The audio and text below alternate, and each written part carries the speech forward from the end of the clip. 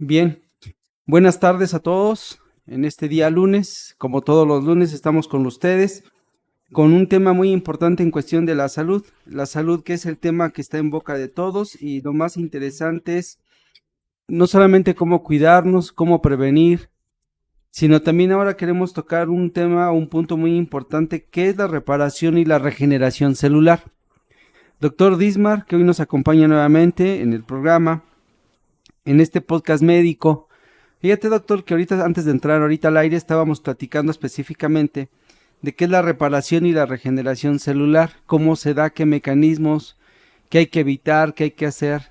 Para iniciar, doctor, ¿qué es la reparación y cómo diferenciar entre una reparación y una regeneración celular? Ujú. Bueno, mira, son dos mecanismos importantes que hay en el cuerpo humano.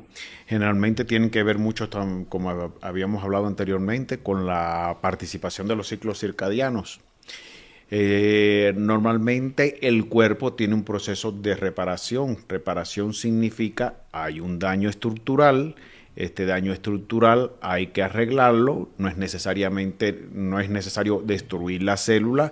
No tiene que llegar la célula a lo que se llama el proceso de apoptosis, sino es reparar algunos daños mínimos que tiene para entonces seguir funcionando. Que pueden ser daños en el material genético, como sucede, que puede ser daño en la mitocondria, que puede ser daño en la membrana celular, que casi siempre son los sitios que más afectan la integridad y la funcionabilidad de la célula, pero que de resolverse la célula puede continuar funcionando. La reparación, sobre todo en el ADN, es muy importante porque cuando se repara el ADN, sobre todo que ocurre un correcto proceso de metilación del ADN, reparación de los telómeros y estas cosas, se evita que sucedan las mutaciones genéticas. Y estas mutaciones genéticas, pues saben que una de las líneas terminales de las mutaciones genéticas es en el cáncer o terminar en alguna otra enfermedad degenerativa que puede estar inducida.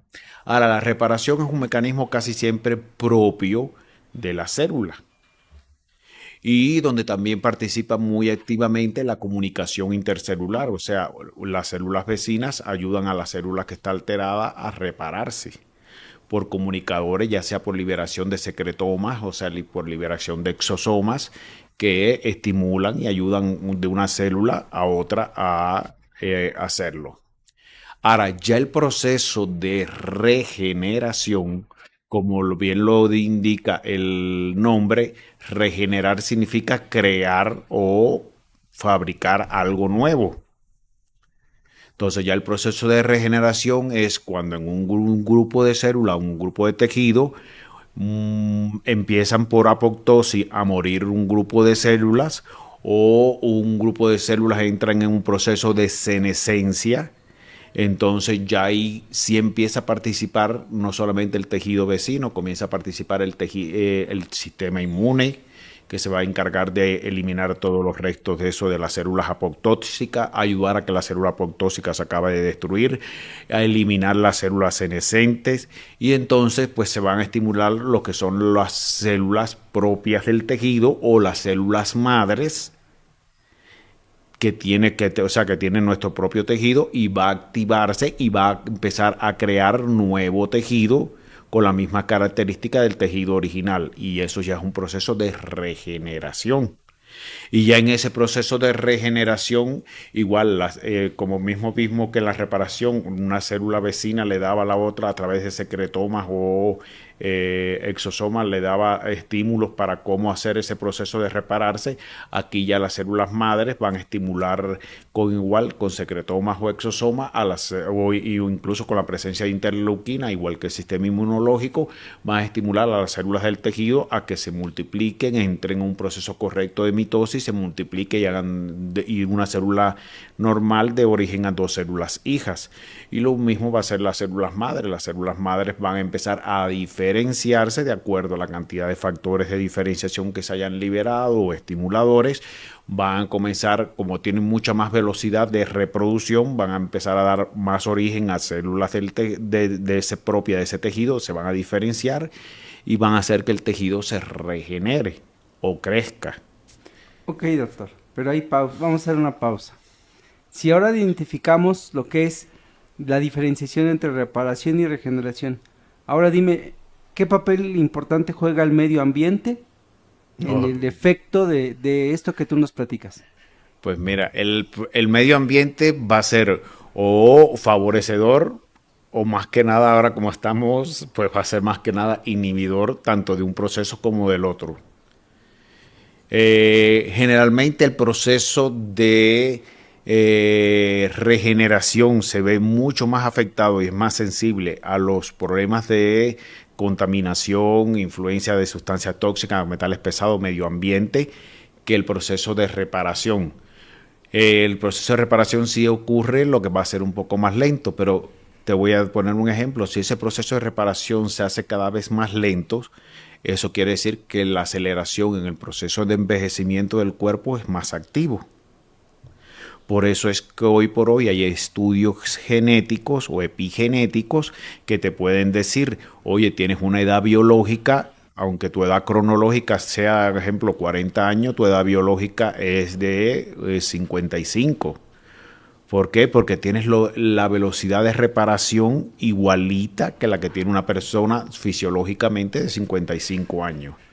Y ya si tú lo vienes a ver, digamos, no es que una persona de 55 años tiene un mal proceso de reparación, sino que tiene el proceso de reparación adecuado para los 55. Pero a los 40 no debe existir un proceso de reparación como el de una persona de 55, debe ser mucho más rápido o debe eliminar cada vez más errores.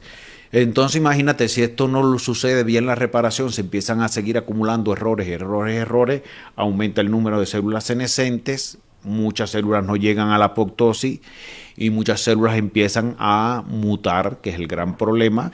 Las mutaciones van a ser causa de varias enfermedades, desde enfermedades degenerativas, como ya habíamos hablado anteriormente, pero también varias mutaciones acumuladas también puede despertar la presencia de oncogenes y son las causas de que existe un cáncer.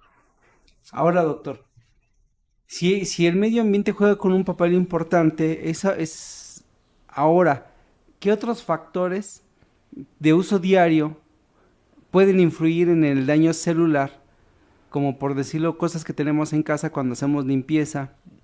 Pues mira, pueden influir muchas cosas. Puede influir la alimentación y todo lo que viene con la alimentación. La parasitosis, que también influye en todo este tipo, y las mascotas. Ajá. Ahí hablo parasitosis y mascotas, Ajá. que casi nadie le presta atención a esto. También te puedo decir todo lo que se utiliza en insecticidas en la casa y vamos a entrar específicamente en los medios de limpieza. Hoy por hoy incluso en el congreso que estuve hace poco de medicina regenerativa y estética, se hablaba de un componente que incluso pueden revisarlos así cuando compres el material, ya sea un detergente, ya sea un jabón, ya sea una pasta de dientes, y hay un componente que se llama lauril sulfato de sodio. Prácticamente eso es un veneno porque cuando se pone en contacto, se absorbe muy fácilmente por la piel, pasa muy fácilmente al torrente sanguíneo, altera completamente el funcionamiento del sistema inmune, altera completamente el funcionamiento de los fibroblastos, que son células que producen colágeno y elastina y reparan la piel, altera todo el microbioma, tanto a nivel de la piel como el microbioma bucal, altera todas las enzimas que se producen a nivel bucal por las pastas de diente, altera aún más la dentina y entonces lo contraproducente que tú te puedes topar bueno, no voy a mencionar una marca de pasta, pero te puedes topar con una marca de pasta muy famosa que dice no sé, blanqueamiento, para cuidar esmalte, para encías sensibles, cualquiera de estas cosas, tiene este componente de laurisulfato y este laurisulfato de sodio va a seguir acabando con la dentina, va a seguir acabando con las encías, va a alterar todo el microbioma bucal, va a hacer que se aumente la reabsorción ósea de las mandíbulas y sobre todo al aumentar la reabsorción ósea de la mandíbula, pues los dientes, sucede un proceso que se puede llamar gónfosis, también puede la placa bacteriana pasar a las raíces y a formar una infección crónica para siempre a la mandíbula. Y uno de los problemas es que esta misma reabsorción ósea que empieza a suceder hace que las personas comiencen con dientes flojos, haya que irlos sacando progresivamente, después tengan que utilizar prótesis, pero además de eso también va a ocasionar cambios estéticos y va a deformar la cara y por más después tratamientos estéticos que se haga esa persona, la cara va a tener miles de dificultades que jamás y nunca se van a resolver.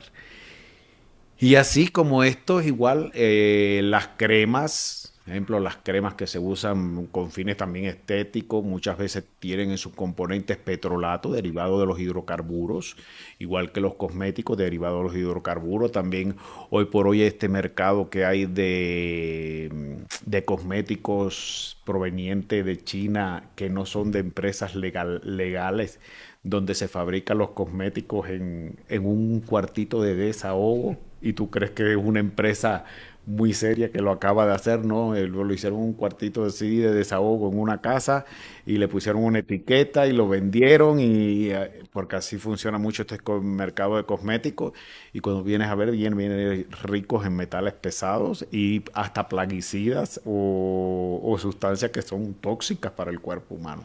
Bueno, doctor, y este tema es muy interesante en cuestión de todos los factores que ya nos estás comentando, lo que afecta a nivel celular. Ahora bien, si nosotros ya vimos todo lo que nos ataca, todo lo que nos afecta, todo el daño que nos empieza a producir, ¿cuáles son los órganos específicamente que se empiezan a dañar o que empezamos a ver un daño precisamente por todo esto externo? Sí, mira, el primero, el que mayormente sufre es la piel, por todo el contacto tanto con los químicos del ambiente como con todo este problema de la cosmetología, de las cremas y todas estas cosas y los productos de higiene, tanto higiene personal como higiene del hogar. Ese es el primer órgano que se afecta, por eso cada vez más está acelerado los procesos de envejecimiento de la piel y si le sumamos esto a la radiación solar, la contaminación del medio ambiente con la presencia de los hidrocarburos, de la nicotina de fumar. Mira, de hecho, uno de los resultados interesantes del Congreso es que se estaba hablando las áreas de fumadores. ¿Sabes hasta qué tiempo puede estar presente la nicotina de un cigarrillo que se fumó una persona allí? ¿Qué tiempo puede estar presente en el medio ambiente allí? ¿Cuánto tiempo? 10 horas. 10 horas. Lo No. que quiere decir que cualquier persona, incluso un niño, en 10 horas está en ese lugar donde alguien fumó y está absorbiendo nicotina. Entonces ya te estoy hablando, el segundo órgano más afectado, los pulmones. Por eso cada vez el número de enfermedades como la enfermedad pulmonar obstructiva crónica o llamada EPOC o los enfisemas pulmonares cada vez suben más. Antes estaban entre las 30 primeras, o sea, estaban en el rango estadístico de las causas de muerte, la EPOC pues, estaba en el rango de los 25 al 30. Hoy por hoy forma parte de las 10 primeras causas de muerte en casi todos los países y sobre todo Es mucho. en las ciudades contaminadas, como ejemplo Ciudad de México y las áreas conurbadas. Pues, ejemplo, el ozono, que tan bueno es para la parte terapéutica, pero a concentraciones en medio ambiente, el ozono produce broncoespasmo y además Así es. mata las células epiteliales del pulmón. Y produce daños y necrosis a nivel de los alveolos pulmonares. Eh, mm, Podríamos seguir que después el otro órgano que más está enfrentado constantemente a agresiones del medio ambiente, ya sea por la alimentación, por los componentes que traen muchos alimentos, por la parasitosis, es el intestino. Y cuando hablo de intestino, hablo de estómago, intestino delgado, intestino grueso e hígado. Y su aliado el páncreas, porque el páncreas también pues tiene que liberar mucho bicarbonato hacia las vías digestivas, no solamente el páncreas está con la parte de la insulina y todo el mundo siempre dice, el páncreas, la diabetes y la insulina, no. El otro problema del páncreas es que el páncreas es también una glándula exocrina y por lo tanto libera enzimas pancreáticas hacia el tubo digestivo y sobre todo lo más importante, el bicarbonato para estabilizar el pH del intestino. Y muchas veces tomamos tanta cantidad vienen tantos presencia de tantos ácidos en tantos alimentos que lo que hacen es porque el páncreas se agote por estar liberando constantemente bicarbonato. Otro problema, bueno, ya dije, el ¿cómo se llama? Hígado con todo el sistema digestivo.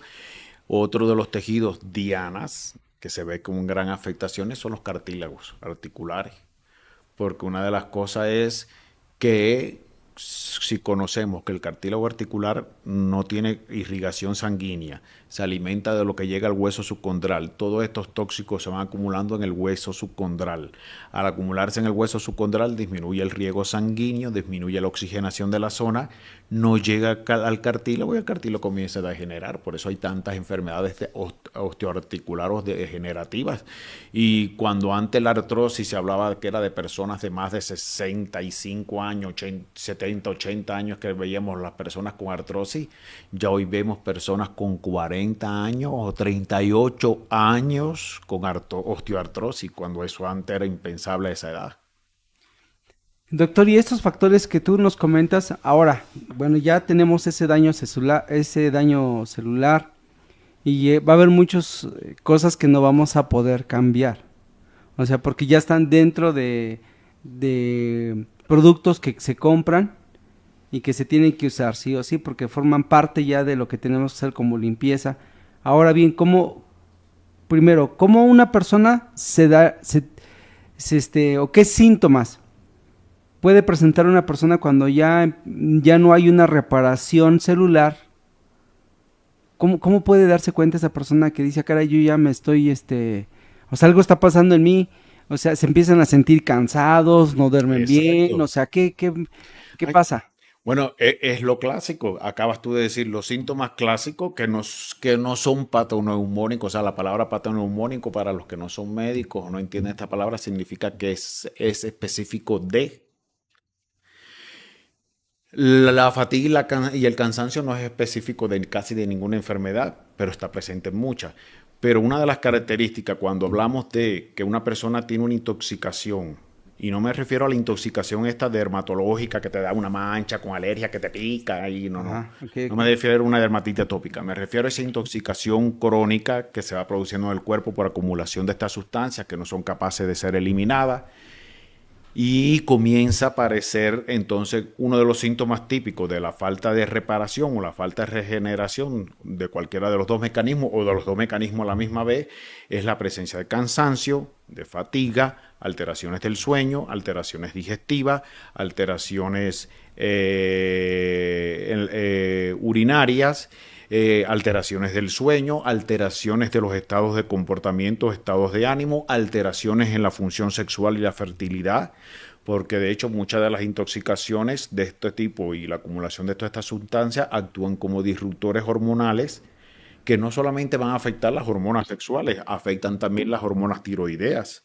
Y de hecho, porque hoy por hoy se habla del alza tan grande que hay de hipotiroidismo y sobre todo un tipo de hipotiroidismo que es el Hashimoto, que el Hashimoto no es más que un sistema inmune alterado por X factores que pueden ser patógenos, pueden ser tóxicos que han alterado el sistema inmune y hacen que ataquen directamente a la glándula tiroidea y la destruyan.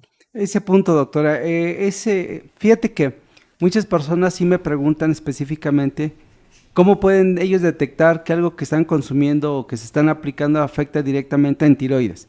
Porque uno puede hablar de ciertos síntomas, a lo mejor de que subieron de peso o que se sienten mal y no saben qué, van y se hacen estudios. Pero, doctor, ¿qué tanto tiene que ver el factor ambiental, lo que comemos y consumimos, por todos esos químicos que comentas, pero ahora en el tema de tiroides? Mira, una de las cosas importantes que se hablaba, sobre todo en este último congreso también se habló mucho, es el problema del tubo digestivo. Sigo hablando y recalcando la importancia que tiene la salud del intestino y nadie le presta atención acá. La salud del intestino, sobre todo una barrera intestinal cuidada, o un microbioma cuidado es una barrera repelente para todos los tóxicos que vienen.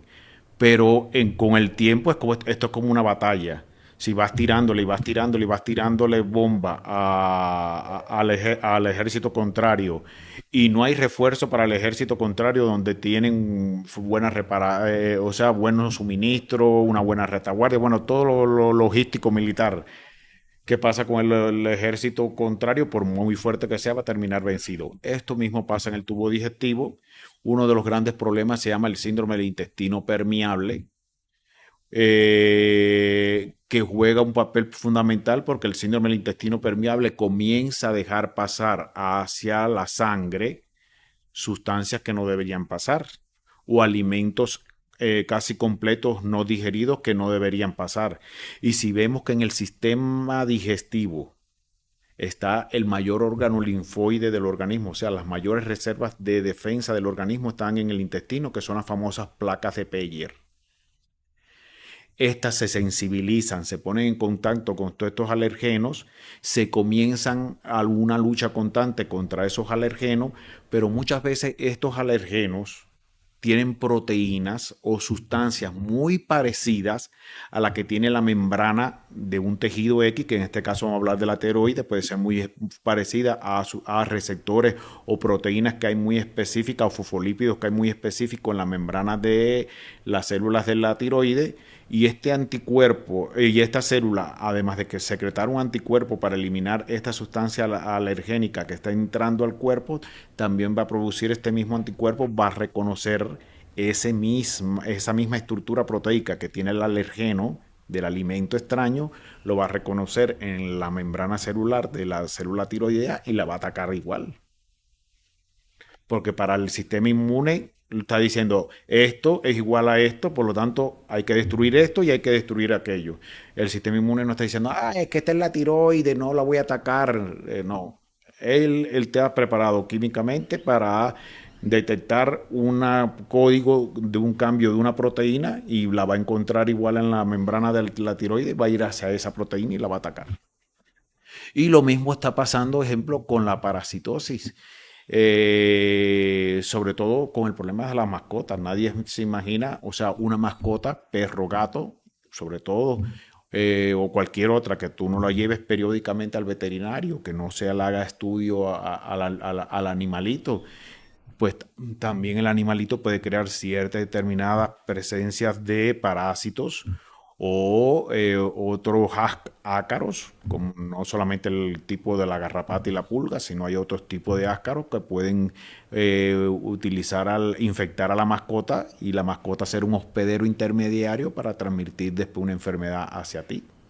Y ejemplo, hay un estudio muy serio sobre problemas de infertilidad en mujeres que duermen en su cama, ya sea con el perro o con el gato. Sí, sí, hay detalles que hay que ir considerando, ¿no? Más aquellos que Sí. tenemos o que se tienen una mascota, Ujú. a veces no se considera, no se pone el debido tiempo en atención para saber si puede estar procreando una enfermedad. Exacto, date cuenta que sacar un perro a pasear, solamente sacarlo a pasear, o un gato que tenga la costumbre de ser callejero por la noche, con el hecho de salir es capaz de infectarse, con cazar una rata, con cazar o ponerse en contacto con la caca de otro animal que ellos la huelen, ya es capaz de captar la presencia de parásitos que después te van a terminar transmitiendo a la persona. Bien, ahora doctor, ahora pasemos al papel, ahora ya nos dimos cuenta cómo nos estamos enfermando, ¿va? Hablábamos de una podcast pasados acerca de la inflamación celular, una inflamación silenciosa que a veces no se presta atención, pero el día de hoy, ahora, ¿cómo empezamos a reparar o a regenerar nuestras células para poderse defender de todos estos factores externos? ¿Qué tendríamos que hacer de inicio? Pues mira, te estaría haciendo una lista, pero te voy a hacer una lista con una lógica. Lo primero es empezar a comprar los productos que vas a usar personalmente o que vas a usar en el hogar.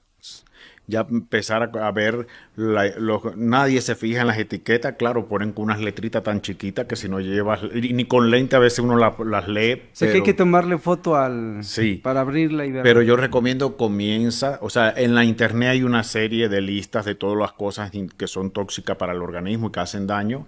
Comienza a comprar, a comprar productos más ecológicos que menos daño hagan, no solamente a la persona, porque te están haciendo daño a ti, le Al están medio haciendo ambiente. daño al resto del medio ambiente. Comienza a comprar productos más ecológicos. Segundo lugar, comienza a utilizar todas las técnicas que hay para desintoxicación del organismo. Y cuando hablo de técnica de desintoxicación, está desde la desintoxicación con algunos tipos de alimentos, desintoxicación con suplementos, desintoxicación con tipos de suero, desintoxicación con diferentes tipos de terapias que hay para esto, que se puede encontrar en la presencia con un médico funcional, con un médico integrativo, con un médico alopático también que ya están manejando mucho estos problemas. Ya después vendría reajuste del estilo de vida, que es obligatorio, de reajuste del ciclo circadiano, junto con el reajuste del estilo de vida, reajuste de la alimentación, tratar de llevar una vida lo más sana posible en ese sentido, enfrentamiento del estrés, porque el estrés ya lo habíamos hablado anteriormente, el estrés también pues desajusta el sistema inmunológico y sabemos que si se desajustamos el sistema inmunológico, mecanismos de reparación, mecanismos de regeneración van a fallar. A ver, doctor, ok. Pero sí, hace un momento tocabas algunos puntos que tendríamos que hacer como personas, independientemente de lo que tengamos que comprar, investigar y cosas así. Si alguien quiere saber bien cómo está su sistema inmunológico, sin que tenga que conseguir una receta médica, que lo adecuado es ir a ver a un profesional de la salud y que le indique qué estudios hacerse para saber si algo trae. ¿Qué tanto tiene que ver aquí la epigenética, estudios de epigenética? Bueno, Porque la gente no sabe qué es epigenética, menos saber que existen estudios específicos para saber cómo están. exacto, no había tocado ese tema porque sabía que más tarde o temprano me lo ibas a preguntar, pero para que las personas entiendan, está la genética, para que se vean lo que es la diferencia entre genética y epigenética. Está la genética. La genética es aquello con la información que viene heredada de tus padres, donde dice que además de tu característica, si vas a tener los ojos claros, negros, pelo rubio, negro, rojo, como vas a hacer, eso viene en la genética. Pero también en la genética vienen genes que pueden decir que tú en un proceso X vas a ser hipertenso, vas a ser diabético, vas a tener cáncer, vas a tener tal enfermedad degenerativa, todo eso viene en ese código genético. Pero ahora, es como decimos, cada uno de nosotros tenemos el código genético casi muy parecido, nos diferenciamos en un 0.6 a un 0.1% una persona de otra en diferencia en el código genético. Ahora, esto no quiere decir que porque esté en tus genes, obligatoriamente se tiene que desencadenar. Y ahí es donde entra a jugar un papel la epigenética. La epigenética estudia todo el campo de cómo el medio ambiente, la alimentación y todo lo que hemos hablado de estilo de vida y todas estas cosas, cómo eso impacta y modifica la actividad de los genes. Entonces, porque tú tengas el gen de la diabetes, no tienes que obligatoriamente terminar siendo diabético. Porque si tú vives en un medio ambiente adecuado, si tú tienes una alimentación adecuada, si tú tienes un estilo de vida adecuado, si tú cumples con ciertas determinadas reglas de alimentación y demás, puedes vivir toda una vida sin desencadenar una diabetes, aunque tus padres sean diabéticos, los dos hayan sido diabéticos, tus hermanos son diabéticos, pero si uno tiene todo ese proceso de cuidado y de prevención, epigenéticamente no se van a activar nunca esos genes y no vas a terminar siendo diabético.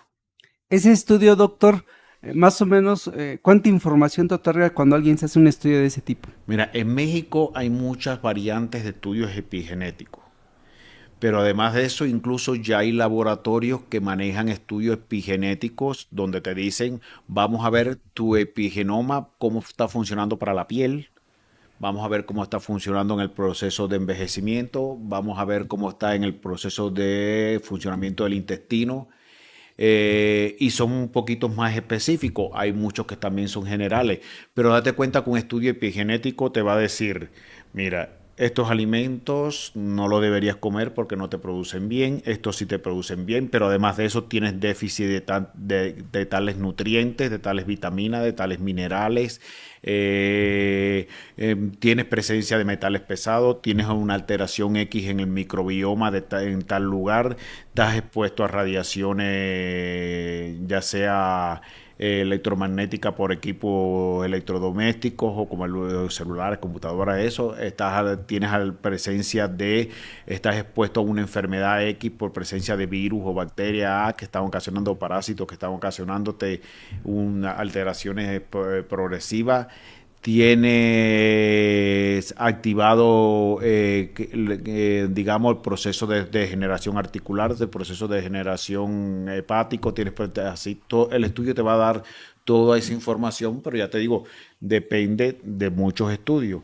Y generalmente en México, pues los precios oscilan desde 3,000 y pico hasta 12,000, en dependencia del tipo de estudio epigenético que se vaya a realizar. Yo creo, doctor, que ahí entra la parte que uno mismo debe de hacer conciencia, ¿no? En cuestiones de qué tanto uno se quiere cuidar, por un lado, qué tanto no debe de consumir alimentos dañinos, pues si uno quiere también hacer ejercicio. Pero ya cuando entramos en el tema de cuando alguien ya está enfermo, cuando alguien ya tiene síntomas, cuando alguien ya tiene una enfermedad declarada prácticamente por estudios, por el médico, por el especialista, hay factores que a veces no se analizan. Y dentro de esos factores que no se analizan entran estos, ¿no? La Desde un epigenética. perfil tiroideo, testosterona libre y total, o sea, hay más lo que es cortisol Ujú. también. O sea, hay otros estudios que en ocasiones no se toman tan en cuenta para poder tener una valoración más exacta para una persona. Por eso ahora, doctor, ¿qué tanto puede beneficiarle a un médico, a un especialista, lo que es conocer el tema de la medicina de precisión? Pues ya como te decía, en uno de los temas que tuvimos al principio, la medicina de precisión es el futuro de la medicina y sobre todo ya en muchos países desarrollados el camino va en torno a esto, la medicina de precisión. Porque la medicina de precisión, una, además de saber directamente cómo voy a actuar contigo, no solamente es bueno para la parte del manejo del médico, sino hasta para los sistemas de salud.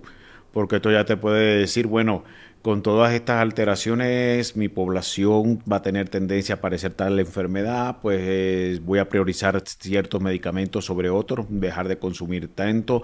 Los estudios epigenéticos te pueden decir, por ejemplo, tienes una población de 70 diabéticos, un ejemplo, tienes una población de 70 diabéticos y resulta que le hiciste estudios epigenéticos a todo y determinaste que la metformina nada más le va a hacer efecto, de esos 70 le va a hacer efecto a 10.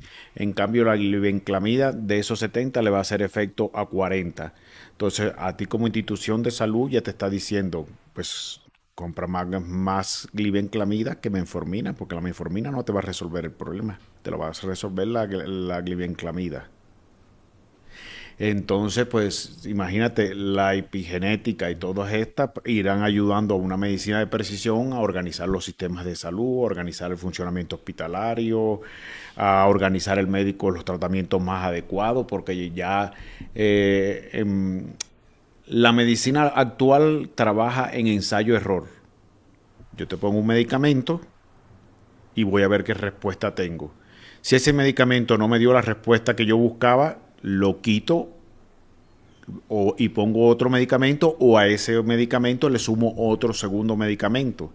Y veo entonces, pues, según el protocolo que dice, veo la respuesta y me sale que en 4 semanas no tuviste ningún cambio y no te mejoró eso. Viene entonces el médico y dice, bueno, ya utilicé el uno, ya utilicé el 2 o utilicé la combinación de uno con 2 y no me resolvió el problema, pues voy a entrar con un tercero o voy a hacer 1, 2 y 3 a ver si resuelve el problema.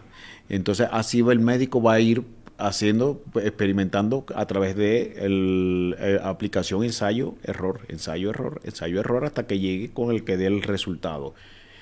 Pues toda esta cadena tú te eliminarías haciendo un estudio epigenético, porque en el estudio epigenético te diría, oye, mira, este paciente hipertenso, ni le pongas captopril, ni le pongas temisartán, ni le pongas diurético, este paciente nada más va a resolver con enalapril, es el que le va a hacer el efecto. Los demás van a tener un efecto de un 30 a un 40% en el control de la hipertensión. En cambio, el enalapril va a tener un efecto terapéutico de 80% en el control de la hipertensión.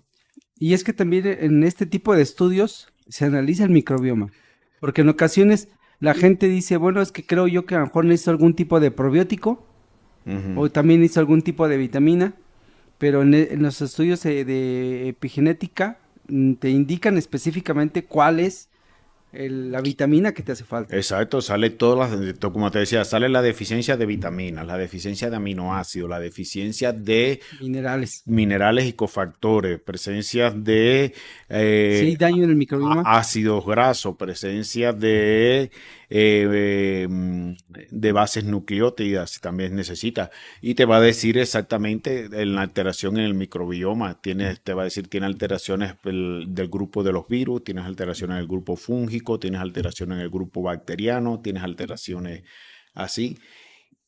Claro que los estudios epigenéticos no te van a decir que cepa del de- microbioma está alterado, porque para eso son estudios coprológicos. pero sí te indica Pero si sí te hay va un a daño. indicar qué grupo es el que está alterado. Es correcto.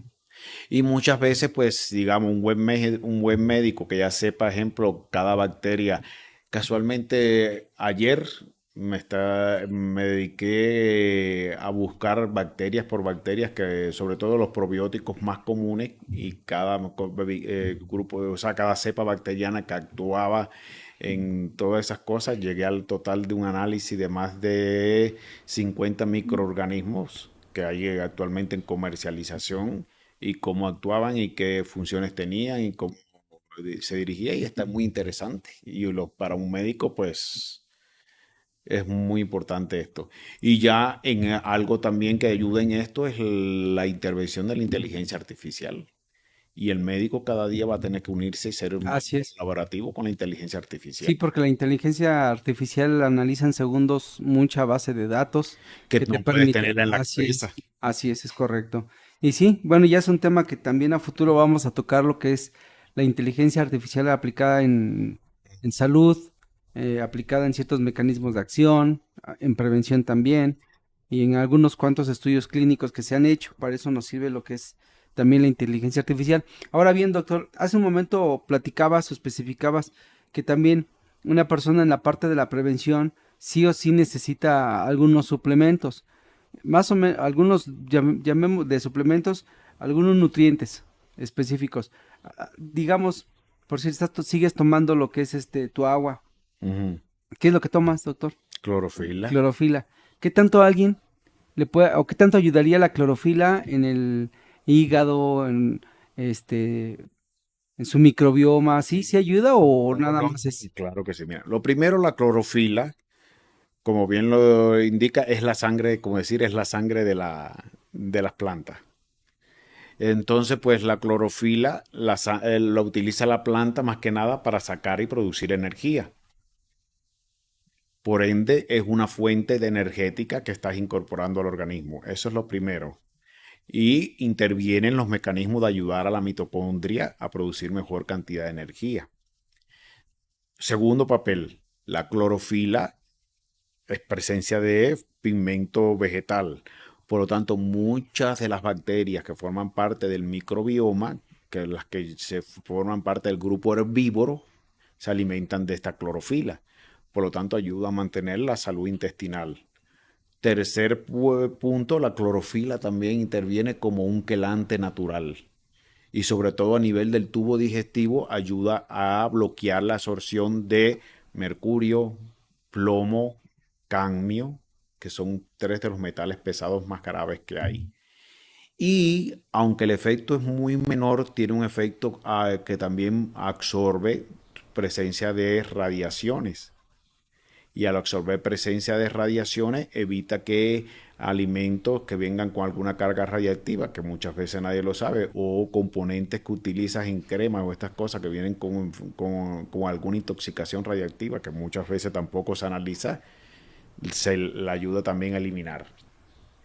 Y además de eso, pues tienes otras propiedades como ser antiinflamatoria, estimula el funcionamiento del hepatocito, del epiteliocito, ayuda a regular el sistema inmune, sobre todo actúa a través de estimulación de las natural killer y así sucesivamente. La clorofila tiene muchas funciones. Fíjate, doctor, que bueno, hay bastante gente personas y algunos médicos que nos escuchan. Este, yo creo que a veces en ocasiones para nosotros es importante que también participen haciéndonos algunas preguntas.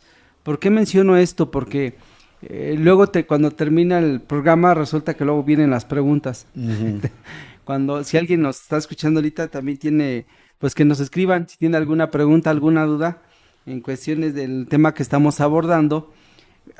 Doctor, pero por decirlo, nosotros ahorita estamos tomando lo que es la clorofila. Ahora bien, ¿qué otra cosa o nutriente podemos tomar así como si estuviéramos tomando clorofila? ¿Algún aminoácido? Aminoácidos siempre son importantes los no esenciales, o sea, los que el cuerpo no son capaces de producir. Y ahí entraría el uso de la valina, isoleucina, la leucina, o sea, estos tres que son aminoácidos que nuestro cuerpo no es capaz de producir a través de procesos metabólicos y siempre hay que incorporarlo y forman parte de enzimas que son reparadoras, forman parte de anticuerpos del sistema inmunológico y demás. También sería importante igual el consumo de algunos citoprotectores. Y ahí yo siempre hablo, el resveratrol nunca va a estar de más y nunca va a hacer daño. Claro, no el resveratrol del vino, el resveratrol. Sí, sí, sí, sí, entendemos a qué te refieres. No, por ejemplo, para tú tener el beneficio del resveratrol del vino, tendrías que tomarte casi un barril de vino. Sí, claro. Y eso acabaría con tu hígado y acabaría con tu cerebro. Pero sí es importante tomar los resveratrol, los omegas también, que juegan un papel fundamental, sobre todo el equilibrio entre los omegas 3 y los omegas 6. En este sentido, serían también muy importantes las enzimas digestivas, porque ayudan también a mejorar un poco el funcionamiento y sobre todo a medida que vamos envejeciendo y si hay problema de la masticación, que las personas generalmente no mastican bien los alimentos, las enzimas ayudan un poquito más todavía a mejorar ese proceso de absorción Eso y es para los que digestión. trabajan en oficina, ¿no? Que luego tienen No, 15, 30 minutos. Digo, porque son los que más rápido tienen que comer y las enzimas les exacto, pero ayudan no a ellos, solo ¿no? para la oficina, hay gente que en su casa están en su Ah, casa bueno, también, tranquilamente y sí, también sí. mastican mal. Como yo digo, es como el cocodrilo, han, juan, juan, y para adentro. O sea, no le dan ni más de 10 masticaciones a un alimento, cuando el alimento debe ser supuestamente masticado entre 20 a 30 veces. Doctor, aquí, bueno, preguntan primero, ¿cómo se llama el estudio de epigenética? Así se llama, ¿va? Así se llama estudio de Ok. epigenética. Y preguntan, Lo que le digo es, hay laboratorios que te dicen, bueno, yo tengo dentro de los estudios de epigenética el general, el que es para la piel, el que es para sistema digestivo, el que es para sí, hay nutrigenética, diferenciadores. hay diferenciadores, pero siempre hay que preguntarle al laboratorio qué estudios epigenéticos Ok. manejas. Para esto también nos dice Domínguez Mar Carmona, pregunta, supongo que debemos asistir a consulta con un médico que dé la orden de laboratorio para dicho estudio. La pregunta es, ¿con qué médico asistir? Es decir, ¿cuál debe de ser su especialidad para que dé esa receta para ese estudio? Bueno, generalmente los médicos que más los dominan son los funcionales, Médico funcional. o sea, médico funcional o médico lo integrativo. Eh, Ese no es una especialidad, digamos que es como, ¿qué?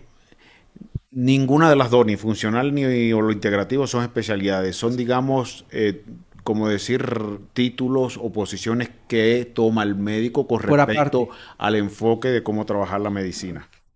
Sí, porque luego la persona sí voy a buscar la O sea, especialidad de médico. pero un No, funcional puede haber un cardiólogo es funcional, correcto. puede haber un endocrino funcional, puede haber cualquier Un especialista, puede ser gineco. un médico general funcional.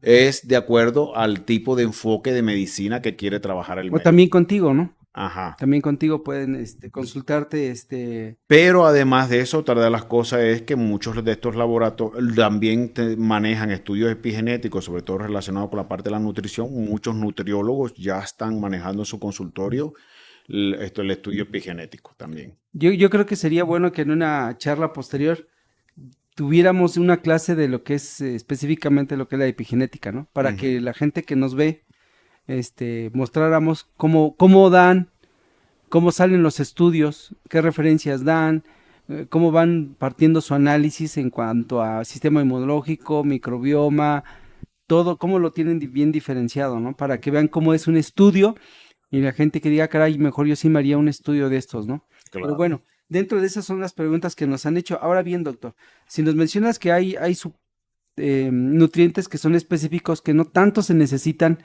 una receta médica, más o menos tú tienes una idea de cuántos gramos necesita alguien por día de omega 3, porque es lo que me están preguntando. Dice, oye, si yo tengo omega 3, ¿cuántos gramos necesito de EPA y de DHA por día?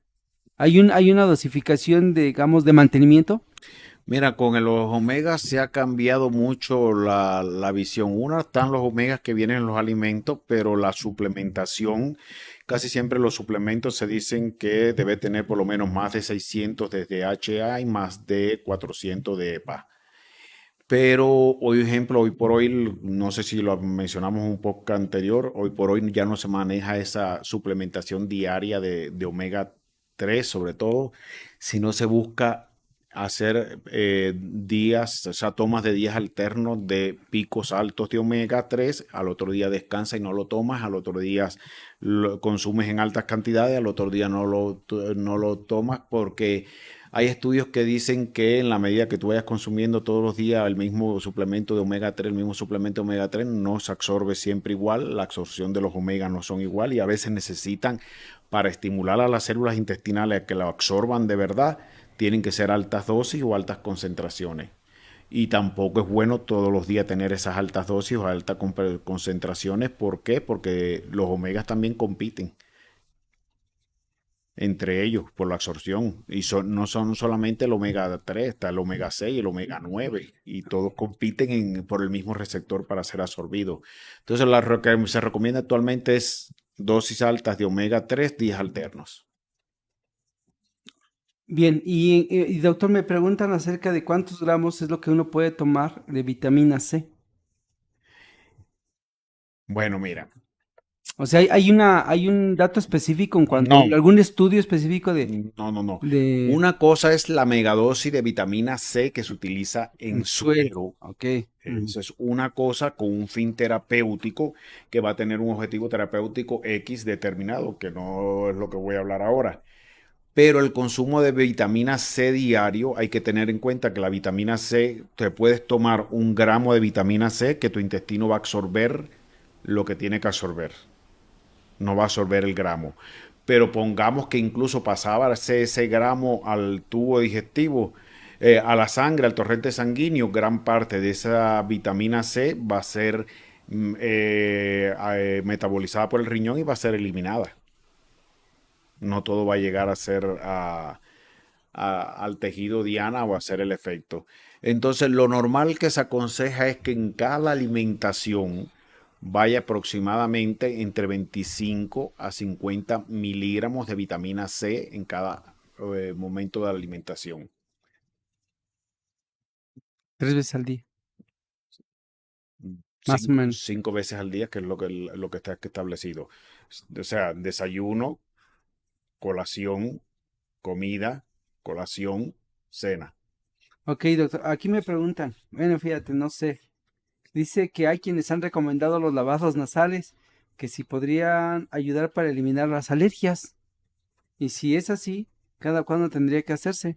Lavados nasales. Sí, o sea, los lavados nasales son muy importantes. De hecho, uno de los postulados primero de la fisioterapia respiratoria es comenzar con los lavados nasales en cualquier persona, con cualquier enfermedad que llegue a un departamento de rehabilitación respiratoria.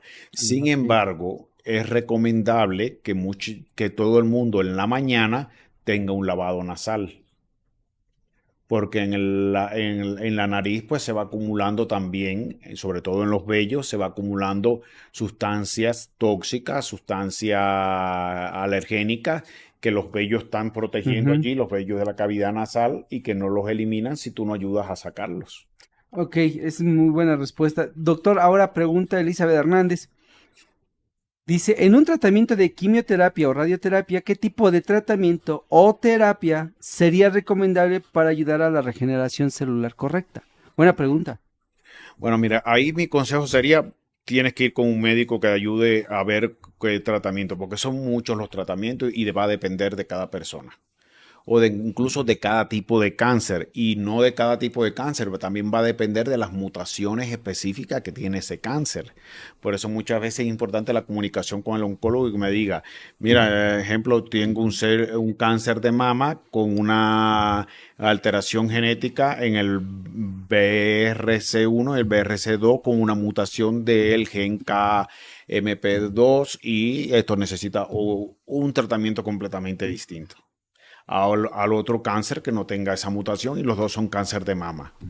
Pero por decirlo así, digo, dentro de los más comunes que en México se atienden, sí tiene mucho que ver el cáncer de mama. Sí. ¿Estamos de acuerdo? Pero lo que te digo, en el problema del cáncer no se trabaja generalidades. Eso es un grave error. Hay que ver la mutación que tiene cada cáncer, y de acuerdo al cada tipo de cáncer, incluso en el mismo cáncer en distintas personas se comporta de formas diferentes. Entonces hay que siempre adaptar la terapia al tipo de paciente que es. Pero digamos, doctor, que cuando alguien dan quimio o radio, sí o sí hay que cuidar el microbioma del Ah, intestino. no, si, O sea, si hay puntos importantes ajá. como el sistema inmunológico, la desintoxicación del organismo, el microbioma, la alimentación, o sea, el sueño, los ejercicios, el ejercicio que es importante en el paciente con cáncer, todas estas cosas hay que verlas, pero en cada paciente estas variables que acabo de mencionar van a ser completamente Sí, distintas. en dosificación y todo eso, En ¿no? O sea, dosificación, en lo que se utiliza, en la técnica, en cuál va primero, en cuál va después, en el orden que van a seguir terapéutico, sí, porque todo también cambia. depende del conocimiento del doctor. Exacto, sí. O sea, Entonces no hay un protocolo de que yo te diga, a ver, paciente con cáncer de mama, ponle un suero con vitamina C, dale a comer, ejemplo, brócoli, no. ponle una desintoxicación y ponle a hacer ejercicios espirituales. Que sería bueno, por decir, un paciente que ya quedó, que salió de su ciclo de quimios o de radio, sería bueno que se hiciera un estudio de epigenética para Exacto, saber específicamente qué nutrientes y qué alimentos son adecuados para un paciente de ese tipo, exacto. ¿no? Aquí entonces sería para Elizabeth Hernández, sí sería recomendable bien un estudio de epigenética. Claro que yes. Y que se comunique contigo, doctor, para que le expliques cómo, ¿no? Me imagino que ha de tener a un familiar o un paciente que ha pasado por este proceso. Y, doctor, ¿y qué hay de los lavados de colon? Lo que hemos platicado en otras ocasiones, preguntan que si también ayudan. El lavado de colon también igual está indicado cuando tú tienes la sospecha de una disbiosis intestinal. Si no hay una disbiosis intestinal, las personas pensaban que el lavado de colon no, pues te va a ayudar a eliminar toxinas, es verdad que ayuda a eliminar toxinas y estas cosas, pero si tienes una microbioma muy bajito, muy alterado, lo puede dañar aún mucho más. Entonces, el lavado de colon es una herramienta terapéutica muy importante, pero sobre todo, primero, Entonces a un paciente que salió de quimio y de radioterapia no le pudieras hacer un no, lavado de colon. primero habría que hacer reajuste en el microbioma Así es. intestinal, primero habría que hacer una alimentación y después entonces ver si es suficiente la hidroterapia de colon. Pero lo que yo siempre le digo a los pacientes cuando me preguntan este problema de la hidroterapia de colon es, está bien, mira, yo te lo puedo mandar o te lo voy a indicar que vas a hacer hidroterapia de colon, pero tienes que buscar un lugar donde la hidroterapia de colon primero utilice sustancias para hacer la limpieza, porque en muchos lugares es un aparato que hace una inyección de agua común de la calle, de la tubería. Entonces imagínate, muchas veces el agua de la Sí, calle, pues pues, viene con bacterias. pues exacto, viene con bacterias, viene con una alta concentración de cloro o de químicos que en exceso hacen daño y van a estar directamente expuestos a la absorción. Después, ¿qué te van a sembrar? Porque siempre la hidroterapia de colon, además de La con qué hacen en ocasiones con ozono. exacto. ¿Qué sustancia te van a poner para ayudar a la hidroterapia de colon? Que no solamente insuflar agua en tu colon, puede llevar, hay quien necesita de borra de café, hay quien necesita con sembrado de alfalfa, hay quien necesita diferentes formas de desintoxicar. Y después si te van a hacer un implante de microbioma directo, porque muchos dicen, no, es que toma suplementos o sea, probióticos. Y cuando tú le preguntas, a ver, ¿y qué probióticos te indicaron? Y cuando lees, traen nada más dos cepas bacterianas. No, Digo, pues no. mira, si te están haciendo hidroterapia de colon, donde te están barriendo más de 1000 tipos de microbioma, de cepas bacterianas, de virus, de hongos, de levaduras que hay en tu intestino, y solamente te están dando un probiótico que tienes dos bacterias. ¿Tú crees que eso te va a resolver y te va a dar una buena salud colónica? No, con el tiempo vas a mejorar aparentemente los síntomas porque sí, te va a ayudar con el estreñimiento, va a ayudar a eliminar sustancias tóxicas que están dosadas a la pared intestinal, pero con el tiempo te va a crear más problemas. Y te va a crear más problemas porque no estás haciendo una... Entonces, si hay alguien en casa, que ya ves que muchas abuelitas antes hacían esas terapias de lavado de colon, ¿qué tipo de agua debe de usar? Agua Sí, de garrafón. agua de garrafón, se indica que se la hiervan y todas esas cosas. Pero, ejemplo, el lavado de colon que se hace en la casa con este aparato, el intestino grueso tiene 5 secciones: recto, sigmoide, colon descendente, colon transverso, colon ascendente, región celíaca. Ajá. Este lavado casero que se hace en la casa muy raramente llega al transverso, o sea que todo el resto del intestino no va a estar limpio jamás y nunca, o va a llegar allí el efecto. Sin embargo, estos equipos que sí están diseñados para hidroterapia de colon, el objetivo es llegar en un proceso de una tercera, cuarta sesión, ya llegan aproximadamente hasta la región celíaca. Bueno, pues, También uno solo no es suficiente. Hay quien yo sé. cree que con uno solo el equipo le va a lavar completo el intestino y No. no. Hay un programa hasta de 4 aplicaciones, Exacto. más o menos, que hay que ayudar. Y que tienes que cumplir con una normativa de una dieta Así específica, es. tienes que cumplir con ciertas determinadas Sí, pues nada de características comer lácteos. para que de verdad se limpie. Sí, y aparte debe tomar mucho probiótico y muchas enzimas. Porque pues sí, si haces un lavado, una limpieza, va a haber un efecto. Exacto, sí. Entonces sí o sí hay que suplementarse ahí, sí o sí. Doctor, y preguntan también en cuestión de las consultas, en cuestión de la terapia bueno, más bien del estudio de la epigenética, si tú mandas a hacer esos estudios, o sea que tú te consultan y si tú facultas o tienes Sí, un laboratorio de confianza. yo mando a hacer esos estudios y sí hay muchos laboratorios de confianza acá. Incluso hay otro tipo de laboratorios de epigenética en México donde no vas al laboratorio, sino le venden el equipo al propio médico para que el médico haga el mismo proceso en el consultorio y en cuestión de 15 minutos está el resultado. O sea que en la misma consulta ese mismo día el paciente ya sabe el resultado epigenético. Fíjate, doctor, bueno, me siguen preguntando ahora, hay un producto muy comercial, demasiado comercial aquí en México, que es una botellita chiquitita que trae bacterias vivas. No vamos a decir la marca porque es sumamente comercial, así de este tamañito. Bueno, no sé si es Pero, una kombucha, una bebida fermentada. Ah, bueno, preguntan que qué tan recomendable es. Yo no lo recomiendo. Yo no lo recomiendo porque cuando son bacterias vivas, deben de venir a cierta temperatura. No exacto, sé en tu caso. exacto. Mira, cuando son bacterias vivas y se comercializan así, uno primero, los cambios de temperatura producen alteraciones en eso, pero además de eso, si a este producto le han añadido azúcares, Y ahí mismo también está otro problema. y grasa. Igual. Entonces, generalmente el probiótico se debe consumir. Los más indicados son los que vienen en cápsula, donde ya vienen más que nada las esporas Que de la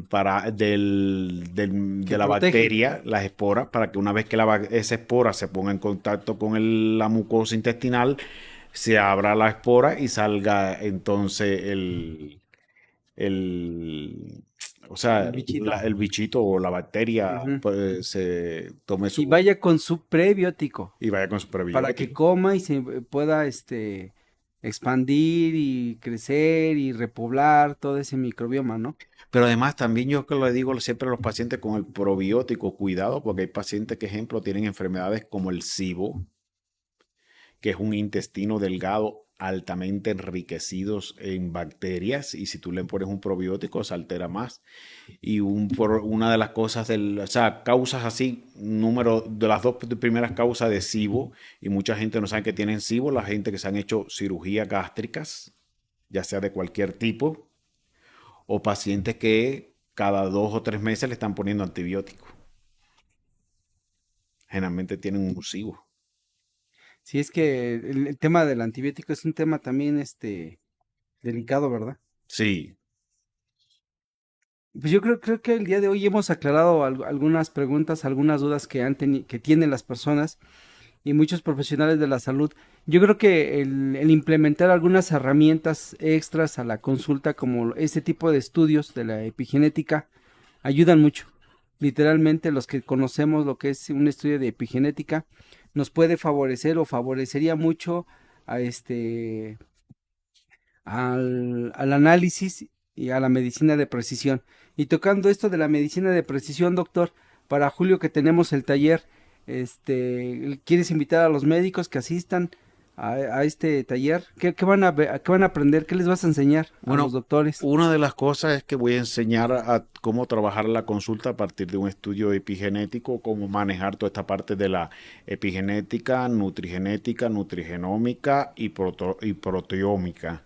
Y ver cómo esto puede influirlo, cómo los puede utilizar en beneficio para tratar cada paciente, para establecer protocolos para cada paciente de tipo individualizados y así, o sea, manejar específicamente un proceso de reparación y regeneración óptimo. No estarle tirando piedras al vacío a ver qué da resultado y qué pegó bien. Sí, porque es importante que funcione literalmente, que el paciente recomiende al médico, Sí. ¿no? Porque le acertó mediante la medicina de precisión. Y aparte, doctor, en ese taller, haciendo un análisis, cuando alguien, un médico quiera saber acerca de no solamente cómo usarlo, sino qué laboratorios, tú también más ya puedes recomendar un laboratorio específico, ¿no? Aquí. Ya le digo, puedo recomendar laboratorio específico, pero como, a ver, hay laboratorios donde el paciente tiene que ir al laboratorio a hacerse la prueba, pero ya hay otros laboratorios que ellos no hacen la prueba, sino ellos te entregan el equipo para que tú hagas la prueba y tú ahí mismo hagas la prueba y se la entregues al Y es más paciente. rápido y efectivo, ¿no? Pues sí, es más rápido y efectivo porque La información la tienes. estás evitando que el paciente salga a hacerse el análisis, regrese con el análisis, te lo entregue, ahí ya tú mismo ya tienes ya te digo, hay laboratorios que en 15 minutos tienes el resultado porque la información incluso viaja de México. Hay unos que son en las sedes En Alemania, están en España. Alemania y otros están en España y otros están en Londres. Y el resultado viaja en cuestión de 15, 20 minutos, 30 minutos, ya tienes el resultado en tu impresora, imprimiéndoselo y entregándoselo al paciente. Pues aparte del taller que vamos a tener, sería bueno que los médicos, si tienen alguna pregunta en cuestión del taller, con todo gusto se los vamos a estar contestando para el día sábado y domingo 20 y 21 de julio. Empezamos a las 9 de la mañana, más o menos acabamos como entre las 6 de la tarde. El día sábado y el día domingo igual iniciamos a las 9 de la mañana y también vamos terminando entre las 4 de la tarde o 5 de la tarde más o menos, dependiendo. Ujú. Y ahí el médico podrá tener que aterrizar algunas preguntas, dudas, pero en el Inter, en estos días, si alguien quiere hacer alguna pregunta, pues podemos seguirlas contestando mediante la plataforma. Doctor, ¿algo que quieras añadir? No, pues, o sea, algo que quiero añadir es eso, médicos, aprender a saber cómo puede impactar el medio ambiente en la salud del paciente y cómo lo puede modificar. Si a veces nos reíamos cuando veíamos las series como Anatomy, Doctor Howe y estas cosas donde el médico incluso iba a la casa del Mm, paciente, registraba y buscaba, a ver si había hongos. esto hongos, había tal bicho, había paloma, Ey, y pues si era el perro el que tenía el problema. Pues médico, pues sí, así es a la ver si se medicina. pasa. Hay que investigar al pi y al pa qué está pasando porque muchas veces es el medio ambiente quien más está afectando y enfermando al paciente y no es directamente el mismo problema en el paciente. Por eso reiteramos que vayan al taller porque aprenderán lo que es el microbioma, hormonas, en Ujú, medicina de depresión y hasta vamos a tocar el tema del cáncer. O ujú. sea, estará sumamente completo el taller. Doctor, muchas gracias. De nada. Y aquí nos estaremos viendo en nuestro próximo podcast. Pues muchas gracias a todos y quien siga teniendo alguna pregunta o duda, seguiremos contestando.